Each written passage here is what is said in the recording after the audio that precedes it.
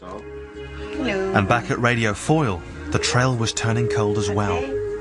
Yes, who's that? Roy Anderson. Yes, hello, how are you, sir? What have you got to add to our story? Right. First of all, well, my grandfather and my wife's grandfather were both cabinet makers on the Titanic. My grandfather and my wife's grandfather never ever talked about the boat being changed or switched. They were deeply involved with it. No, it was the Titanic that went down. Right. Right, thank you. The plot thickens. Okay, good luck. Okay, thank you. Sammy's on 3. Good morning, Sammy.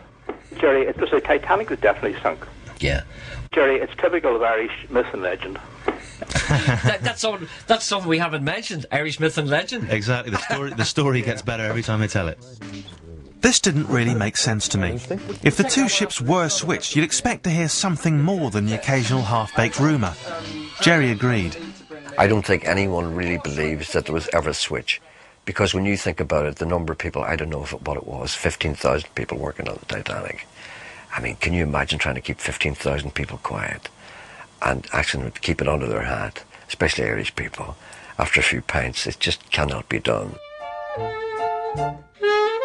I was beginning to feel it was time I took a second look at Paddy the Pig, the Irishman who'd claimed he was an ordinary seaman on the Titanic. I think Paddy the Pig liked to spend a lot of yarn in the pubs. I think he was getting a lot of free drinks for his stories because he was a complete fraud. This is the crew list for the Titanic, and there's something striking about it. Paddy the Pig's real name, Patrick James Fenton, appears nowhere. James Fenton is nowhere to be found on the survivor list or on any of the crew sign-on lists. This means that this man didn't get paid. You know, it's one thing to be missing from Rostron's list of survivors or any other official list of survivors. It happened a couple of times. But to not be on the crew list, that is definitely a red flag. That means that the man wasn't there. As for Paddy the Pig's hole in the starboard hull, well, there's another explanation.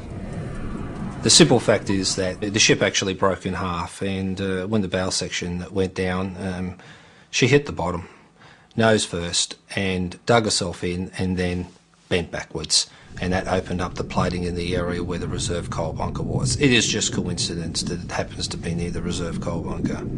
Paddy just got lucky. When the Titanic was sinking down, they had them lifeboats around.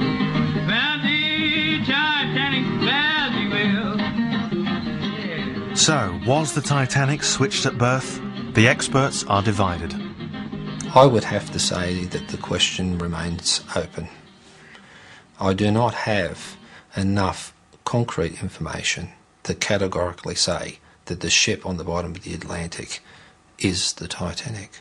It's amazing how far you can go with it. It's astonishing how easy it was or would have been to make the switch if that's what happened. I think it's utter nonsense. It may be a very good bit of fiction, but it cannot be substantiated in facts. The switch theory, I think, makes for good reading. I think it would probably make a good movie, but it's a myth and it should remain there. So you reckon it's bunkum? Absolute bunkum. This is a cracking conspiracy theory, and one that's all too tempting to believe, were it not for the vast, massive evidence against it. But that's not to say it's absurd. Far from it. It's very, very easy to see how this whole thing must have begun. This is the only film ever taken of the Titanic. Only a few dozen photographs exist. After all, she sank within a fortnight of being completed. But after the disaster, there would be an insatiable demand for images.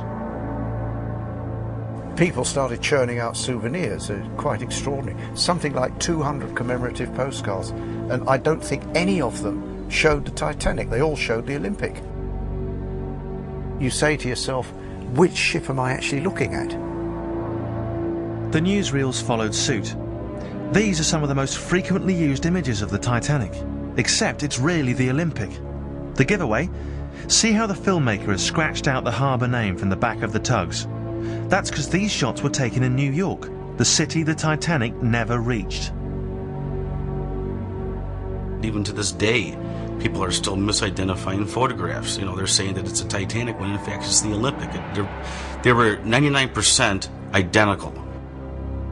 So it seems the Titanic and the Olympic never were switched. There never was an insurance scam. But by a twist of fate, it's the Olympic which has sailed into history in 1,000 postcards and newsreels.